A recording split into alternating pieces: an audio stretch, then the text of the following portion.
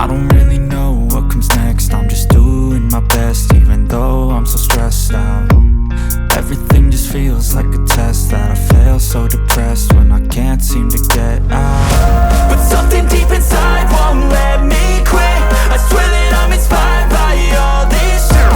Tell me that I can't and I won't. That's what guides me the most. Your lies, I'll do what I want. The gas in the back of the sun, never leaves, she's so bad that the chick made the right. The gas in the back of the sun, never leaves, she's so bad that the chick made the right. The gas in the back of the sun, never leaves, she's so bad that the chick made the right. The gas in the back of the sun, never leaves, she's so bad that the chick made the right. I'm inspired by thirst, I'm inspired by worth. I desire your worst, so you can just hide while I work. I ain't tired, you first. I'll write a second, third verse about the lies you go disperse. You never did shit, I know it hurts. But something deep inside won't let me quit. I swear that I'm inspired by all this shit. Tell me that I can't and I won't. That's what guides me the most. Your lies, I'll do what I want. The gas in the back of the sun, never leaves, she's so bad that the chick made the right. The gas in the back of the sun, never leaves, she's so bad that the chick made the right. The gas in the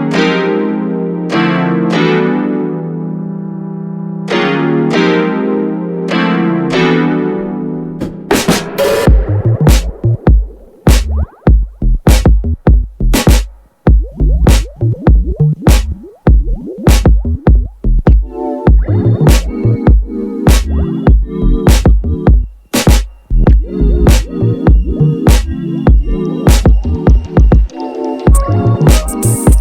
never leaves,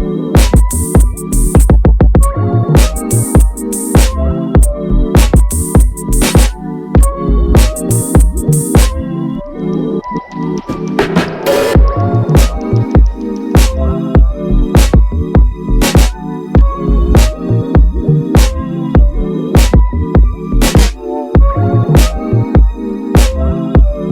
so bad that the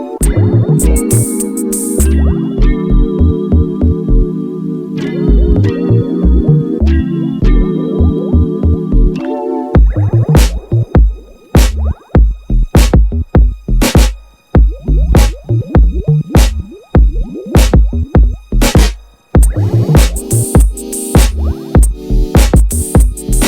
gas in the back of the sun, never leaves, she's so bad that the chick made the right. I feel nauseous, believe me. Never had a lot of shit come easy. Had to work hard, struggle just to be me. Had to rise up just so they could see me. Did what I had to do just to feed me, and what was left over I put towards my dreaming. But the only thing in life that has meaning are the things you gotta work for, believe me. Take into your hands a plan, your own hands can land your own brand. And damn, I feel like no one takes accountability. They want the credibility, convincingly unwilling to put in the hours it takes to get some power. Don't be f***ing sour, take a cold shower. Scream until you're louder, work until you're prouder. And f*** all the doubters, they're just your downers. I swear to God they all let me down. I always fought just to wear the crown. I'm off at these fucking clowns who were all taught they deserve an ounce. It's only worth it if you work for it. It's only worth it if you work for it. I won't stop till they hear me now. I won't stop till I wear the crown.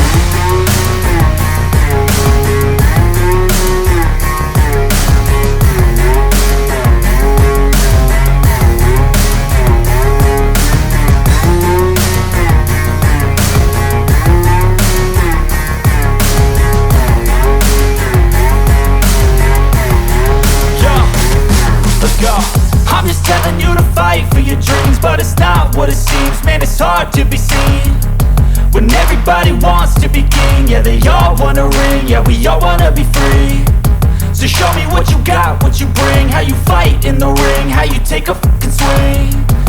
Do you got heart, are you mean? Got some scars, got some needs, are you willing to go bleed? I swear to God they all let me down. I always fought just to wear the crown. I'm f***ed off at these fucking clowns who were all taught they deserve an ounce. It's only worth it if you work for it. It's only worth it if you work for it. I won't stop till they hear me now. I won't stop till I wear the crown. I swear to God they all let me down. I always fought just to wear the crown. I'm f***ed off at these fucking clowns who were all taught they deserve an ounce. It's only worth it if you work for it.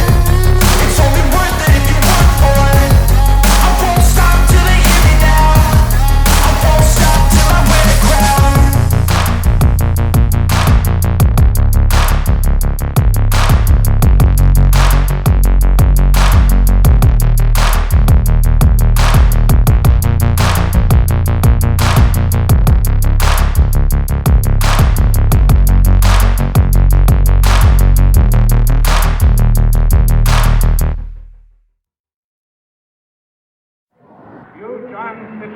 Kennedy, do solemnly swear I, John Fitzgerald Kennedy, do solemnly swear that you will faithfully execute the office of President of the United States that I will faithfully execute the office of President of the United States and will, to the best of your ability, and will, to the best of my ability, preserve, protect, and defend the Constitution of the United States. preserve, protect, and defend the Constitution of the United States. So help you God.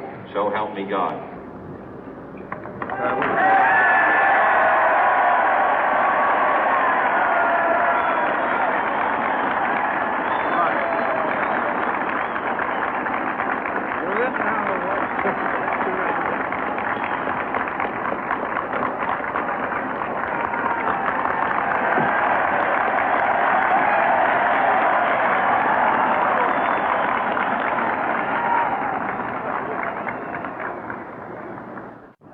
Vice President Johnson, Mr. Speaker, Mr. Chief Justice, President Eisenhower, Vice President Nixon, President Truman, Reverend clergy, fellow citizens.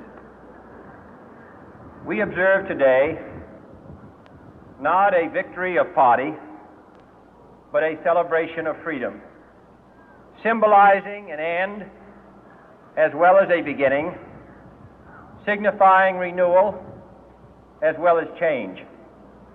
For I have sworn before you and Almighty God the same solemn oath our forebears prescribed nearly a century and 3/4 ago. The world is very different now, for man holds in his mortal hands the power to abolish all forms of human poverty and all forms of human life. And yet the same revolutionary beliefs for which our forebears fought are still at issue around the globe. The belief that the rights of man come not from the generosity of the state, but from the hand of God. We dare not forget today that we are the heirs of that first revolution. Let the word go forth from this time and place to friend and foe alike that the torch has been passed to a new generation of Americans born in this century, tempered by war, disciplined by a hard and bitter peace, proud of our ancient heritage, and unwilling to witness or permit the slow undoing of those human rights to which this nation has always been committed and to which we are committed today at home and around the world.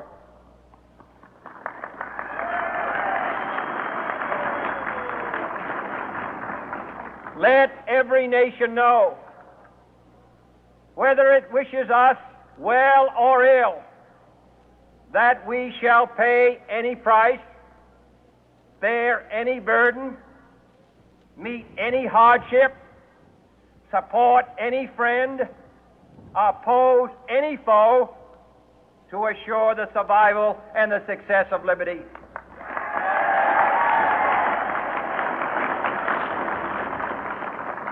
This much we pledge and more.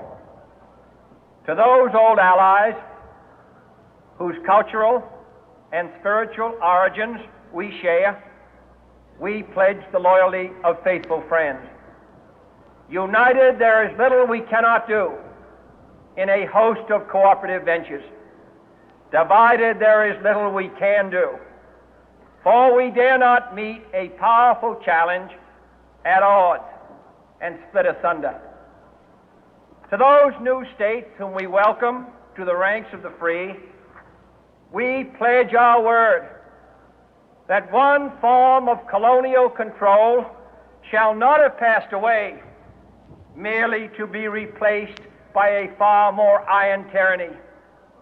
We shall not always expect to find them supporting our view, but we shall always hope to find them strongly supporting their own freedom, and to remember that in the past, those who foolishly sought power by riding the back of the tiger ended up inside.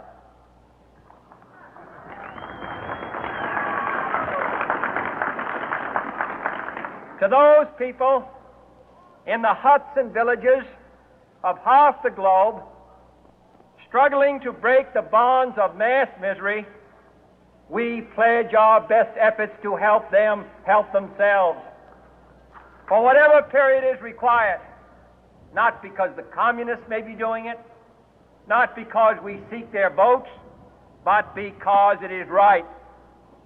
If a free society cannot help the many who are poor, it cannot save the few who are rich.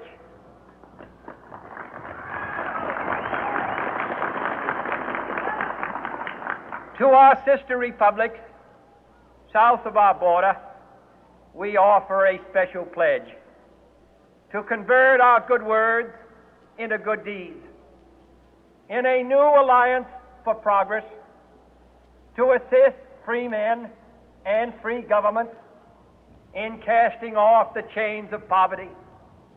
But this peaceful revolution of hope cannot become the prey of hostile powers.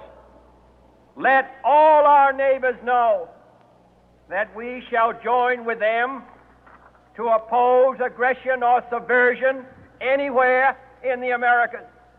And let every other power know that this hemisphere intends to remain the master of its own house.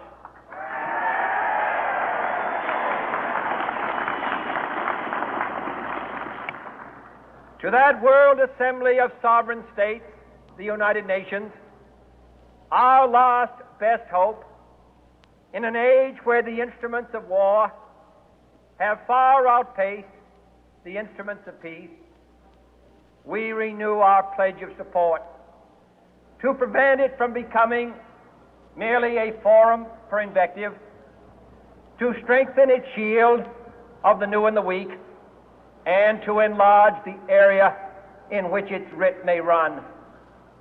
Finally, to those nations who would make themselves our adversary, we offer not a pledge, but a request that both sides begin anew the quest for peace. Before the dark powers of destruction, unleashed by science, engulf all humanity in planned or accidental self-destruction, we dare not tempt them with weakness, for only when our arms are sufficient beyond doubt can we be certain beyond doubt that they will never be employed. But neither can two great and powerful groups of nations take comfort from our present course, both sides overburdened by the cost of modern weapons, both rightly alarmed by the steady spread of the deadly atom, yet both racing to alter that uncertain balance of terror that stays the hand of mankind's final war. So let us begin anew, remembering on both sides that civility is not a sign of weakness, and sincerity is always subject to proof. Let us never negotiate out of fear, but let us never fear to negotiate.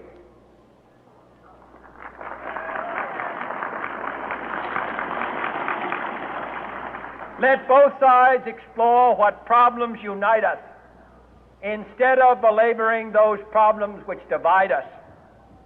Let both sides, for the first time, formulate serious and precise proposals for the inspection and control of arms, and bring the absolute power to destroy other nations under the absolute control of all nations.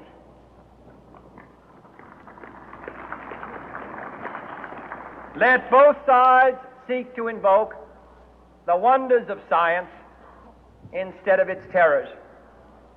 Together, let us explore the stars, conquer the deserts, eradicate disease, tap the ocean depths, and encourage the arts and commerce.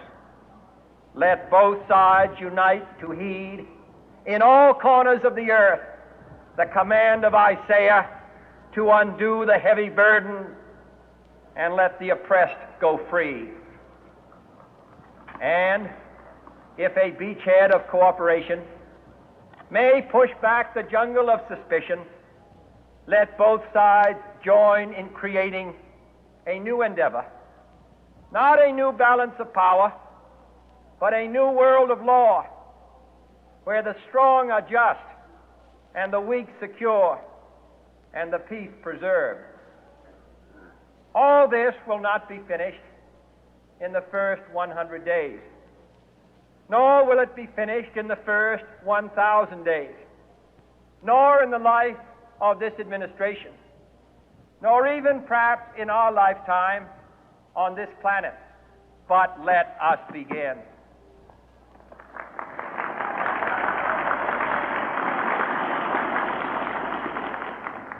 In your hands, my fellow citizens, more than mine, will rest the final success or failure of our course.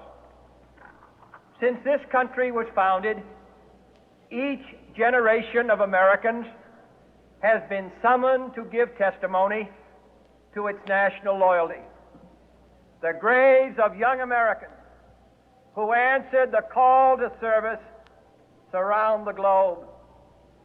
Now the trumpet summons us again, not as a call to bear arms, though arms we need, not as a call to battle, though in battle we are, but a call to bear the burden of a long twilight struggle, year in and year out, rejoicing in hope, patient in tribulation, a struggle against the common enemies of man, tyranny, poverty, disease, and war itself. Can we forge against these enemies a grand and global alliance, north and south, east and west, that can assure a more fruitful life for all mankind? Will you join in that historic effort?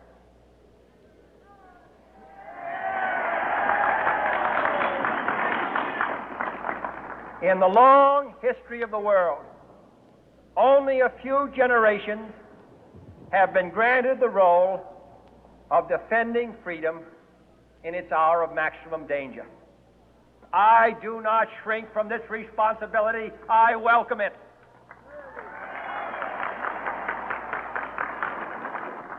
I do not believe that any of us would exchange places with any other people or any other generation. The energy, the faith, the devotion which we bring to this endeavor will light our country and all who serve it. And the glow from that fire can truly light the world. And so, my fellow Americans, ask not what your country can do for you, ask what you can do for your country.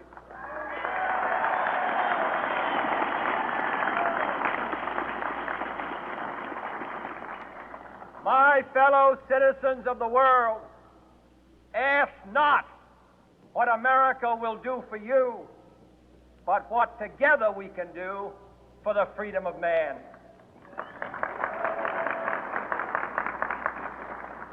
Finally, whether you are citizens of America or citizens of the world, ask of us here the same high standards of strength and sacrifice which we ask of you. With a good conscience, our only sure reward, with history the final judge of our deeds, let us go forth to lead the land we love, asking His blessing and His help, but knowing that here on earth, God's work must truly be our own.